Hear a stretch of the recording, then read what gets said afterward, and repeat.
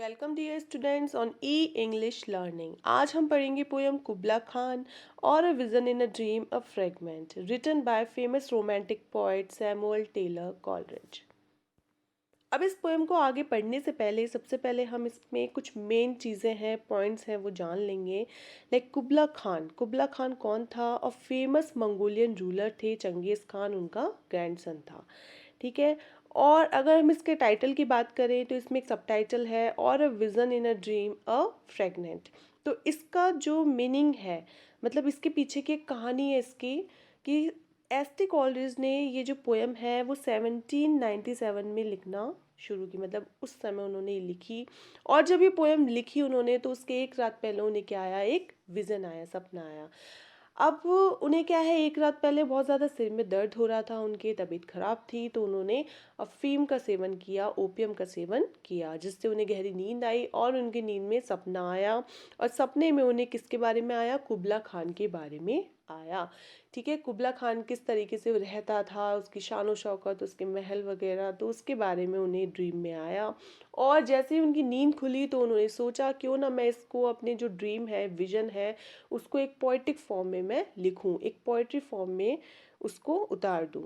तो जैसे ही वो लिखने बैठे तो उन्होंने काफ़ी कुछ लिखा, और उसके बाद किसी के द्वारा उन्हें डिस्टर्ब कर दिया गया, तो पोयम जो है वो बीच में ही रह गई। उनका विज़न वो पोइटिक फॉर्म में आधा ही उतार पाए, और उसके बाद जो है वो, मतलब एक हिस्सा रह गया, आधा रह गया। तो इसलिए इसमें जोड़ा गया है टाइटल में अ फ्रेगमेंट, मतलब विज़न का, अपने ड्रीम का एक हिस्सा। ओके। अब अगर इस पोएम की हम बात करें तो इसमें बहुत चीज़ों को हम मिक्सचर देखेंगे, लाइक ब्यूटी है, प्लेजर है, वॉयलेंस है, तो इन चीज़ों का हमें मिक्सचर इस पोएम में देखने को मिलेगा। अब इस पोएम विज़न में उन्हें ड्रीम में कुबला खान के बारे में क्यों आता है? क्योंकि ऐसा कहा जाता है कि उन्हें वो जब वो सोए तो उससे पहले वो कुबला खान के बारे में ही पढ़ रहे थे, तो इसलिए उन्हें सपने में भी क्या आया? कुबला खान के बारे में ही आया। अब देखिए, सैमुअल टेलर कॉलरिज के बारे में बात करें तो 1772 में इनका बॉर्न हुआ, 1834 में इनकी डेथ हो गई। एक फेमस रोमांटिक पोइट हैं, लेक पोइट्स भी इनका नाम है। लेक पोइट्स कौन थे? ग्रुप था पोइट्स का जो लेक पोइट जिन्हें कहा जाता था, तो उसमें एस.टी. कॉलरिज भी शामिल है। एक ग्रेट लिटरेरी क्रिटिक है, फिलोसोफर है, अपनी लाइफ में सफ़र रहे डिप्रेशन एंड एग्जाइटी से। और अगर इनके फेमस पोएम्स की हम बात करें तो Kubla Khan, nightingale, a conversation poem, frost at midnight, Biographia Literaria, और इन्होंने लिरिकल बैलाड्स भी लिखी, किसके साथ? विलियम वर्ड्सवर्थ के साथ। तो ये इनके क्या है, फेमस वर्क्स हैं। देखिए, अब यहाँ से जो एस.टी. कॉलरिज है उनका ड्रीम शुरू हो जाता है। लाइन टू लाइन एक्सप्लेनेशन करेंगे हम इसका। In Xanadu did Kubla Khan stately pleasure dome decree, कि ज़ेनाडू नाम की एक सुंदर जगह पे कुबला खान ने आदेश दिया कि मेरे लिए क्या बनवाया जाए? एक महल बनवाया जाए, केवल मेरी खुशी के लिए, मेरे प्लेजर के लिए।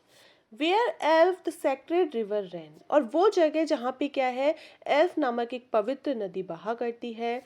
Through caverns measureless to man down to a sunless sea, और ये जो एल्फ नदी है वो गुफाओं से निकल के आती है, इतनी गहरी गुफा जहाँ पे कोई भी आदमी नहीं पहुँच सकता है, down to a sunless sea, और वहाँ से निकलकर ये जो नदी है वो गहरे समुद्र में जाकर मिल जाती है, जहाँ पे सूरज की रोशनी भी नहीं पहुँच सकती।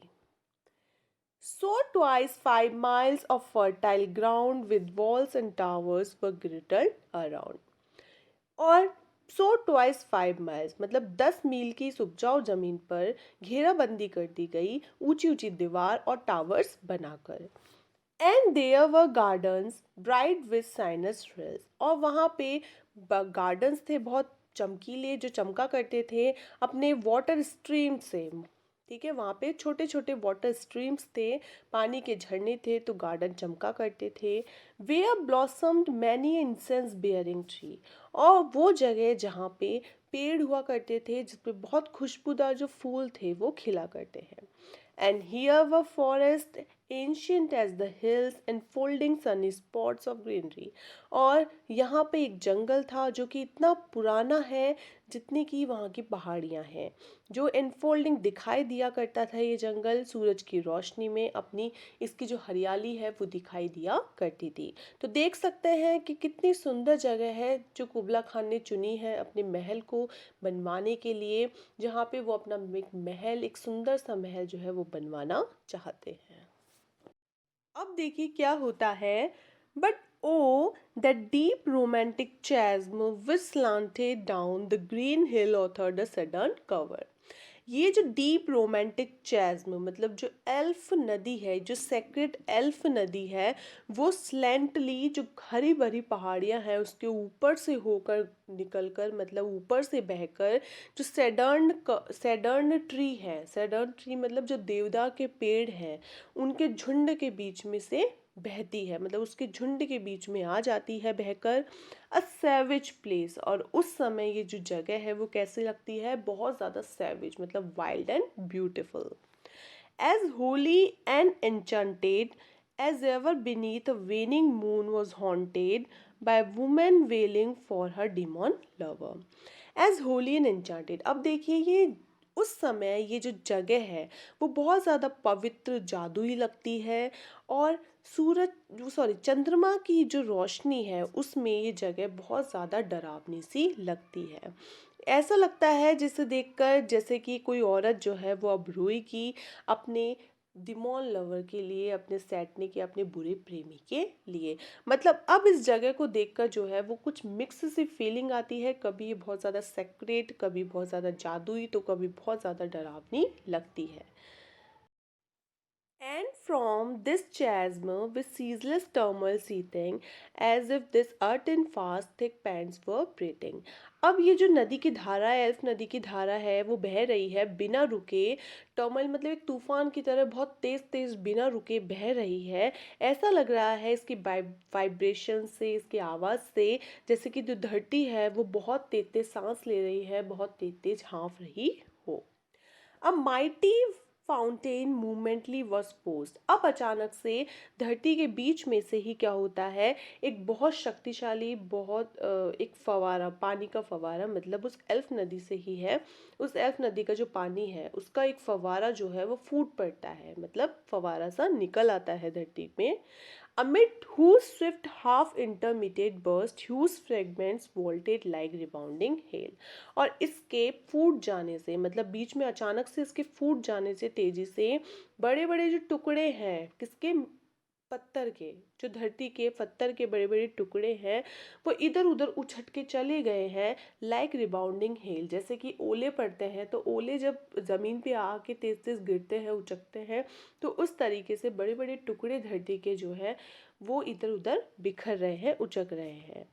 और chaffy grain beneath the thresher's flail, और बड़े बड़े टुकड़ों के साथ छोटे छोटे पत्थर के कण भी हैं अनाज की तरह, जो कि जब मशीन से अनाज और उसके कचरे को अलग अलग किया जाता है तो अनाज बहुत तेज़ी से मतलब उछल उछल के बाहर निकलता है। तो उस तरीके से जो छोटे छोटे कण हैं पत्थर के वो उछल कर आ रहे हैं। And mid these dancing rocks at once and ever it flung up momently the sacred river. और इन चट्टानों के टुकड़ों के साथ साथ मतलब ये जो डांस कर रहे हैं, कहने का मतलब ये जो उछल रहे हैं ये पत्थर के टुकड़े, इनके साथ साथ जो एल्फ नदी का पानी है वो भी क्या कर रहा है, वो भी हवा में उछल रहा है। ठीक है, तो ये जो जगह है वो काफ़ी सेवेज, वाइल्ड एंड ब्यूटीफुल ये जगह जो है वो नज़र आ रही है। अब देखिए पॉइंट यहाँ पे एसटी कॉलरेज जो है वो बोलते हैं कि could I revive with in me her symphony and song, कि जो यूथोपियन गर्ल जो माउंट अबूरा के बारे में इतने सुंदर मेलोडियस गीत गा रही है, यदि मैं उन्हें आज याद कर पाता, हर सिम्फनी एंड सॉन्ग, उनके गीत को, उसके जो म्यूज़िक की आवाज़ है उसको, to such a deep delight it would win me, तो मेरे लिए इससे ज़्यादा और खुशी नहीं होती, मेरे लिए बहुत खुशी की बात होती और मैं जीत जाता, that with music loud and long I would build that dome in air. और उस म्यूजिक, उस तेज म्यूजिक, उस लंबे म्यूजिक के साथ मैं क्या करता, मेरा एक खुद का महल बनाता। कहाँ पे, आसमान में। That sunny dome those caves of ice, वो डोम जिस पर सूरज की रोशनी पड़ रही है, और वो गुफाएं जिस पर बर्फ की चादर पड़ी हुई है। तो वो डोम मैं कहाँ बनाता, हवा में या आसमान में बनाता। And all who heard should see them there. और जो लोग भी क्या करते, इस गाने को सुनते, इस गीत को सुनते, मेरे इस गीत को, तो वो लोग जो है मेरे उस गुफाओं को और मेरे उस महल को आसमान में देख पाते। And all should cry, Beware, beware, his flashing eyes, his floating hair। और सब बाकी जो है क्या चिल्लाते, मुझे देखकर कि सावधान सावधान, उसकी देखो उसकी चमकीली आंखें, his floating hair, और उसके बाल जो है वो किस तरीके से क्रेजी की तरह जो है हवा में उड़ रहे हैं। Weave a circle round him thrice and close your eyes with holy dread। और लोग मुझे देखकर बोलते कि इसके चारों ओर क्या कर लो, 3 बार सर्किल बना लो और अपनी आंखें बंद कर लो इस पवित्र डर से। मतलब ये इंसान, मैं जो है कैसा हो जाता है, मैजिकल, एक सुपर पावर के साथ मैं एक इंसान हो जाता जिसमें काफ़ी सारी सुपर पावर्स होती, और लोग मुझे देखकर सर्किल बनाते 3 बार और मेरी आंखों को अपनी आंखों को बंद कर लेते। For he on honey dew had fed and drunk the milk of paradise. और लोग मुझे देखकर कहते क्योंकि इसने क्या कर लिया है, भगवान का प्रसाद खा लिया है और स्वर्ग का जो मिल्क है वो पी लिया है। कहने का मतलब, मुझे देखकर लोग बोलते, यदि मुझे जो एब्सिनियन गर्ल, वो यूथोपियन गर्ल जो मेरे सपनों में बहुत अच्छे माउंट अबूरा के गीत गा रही थी, यदि आज वो याद कर पाता मैं, तो उससे क्या होता, लोग मुझे देखकर ये सब बातें कहते और एक मैं मैजिकल इंसान जो है वो बन जाता, मेरे अंदर काफ़ी सुपर पावर्स जो है वो आ जाती। तो इस तरीके की बातें यहाँ पे एस.टी. कॉलरिज करते हैं, और इसी के साथ ये जो पोएम है वो कंप्लीट होती है। देखिए, तो इस तरीके से इस पोएम की जो थीम है वो क्या है, कि किस तरीके से जो पोइट है वो इतना रोमांटिक, इतना ब्यूटीफुल, मिस्टीरियस, रहस्यमयी जो ड्रीम देखते हैं, वो तो उस चीज़ को उनके कितने माइंड पर कितना गहरा इफ़ेक्ट पड़ता है, कितना डीप इफ़ेक्ट पड़ता है। और बताया है कि किस तरीके से मैन का इंटरेक्शन होता है आपस में, किसके साथ, नेचर के साथ, प्रकृति के साथ कितना लगाव होता है, कितना अच्छा लगता है। और पावर ऑफ यहाँ पे बताई गई है इमेजिनेशन पावर, किसकी, पोइट की इमेजिनेशन पावर, कि कितनी स्ट्रॉन्ग है कि हम उस चीज़ को क्या कर सकते हैं, पोइट पोएम पढ़ के इमेजिन कर सकते हैं। कितनी अच्छी तरीके से उन्होंने अपनी कल्पना को हमारे सामने रखा है। तो ये चीज़ें क्या है, यहाँ पे थीम है इसकी। ठीक है, इफ़ेक्ट कि पोइट के माइंड पर कितना डीप इफ़ेक्ट पड़ा, और यहाँ पे इंटरेक्शन बताया है नेचर के साथ पोइट का, और बताया है पोइट की इमेजिनेशन पावर को। Thank you so much. अगर वीडियो पसंद आया तो please like, share and comment and subscribe our channel please. Thank you so much.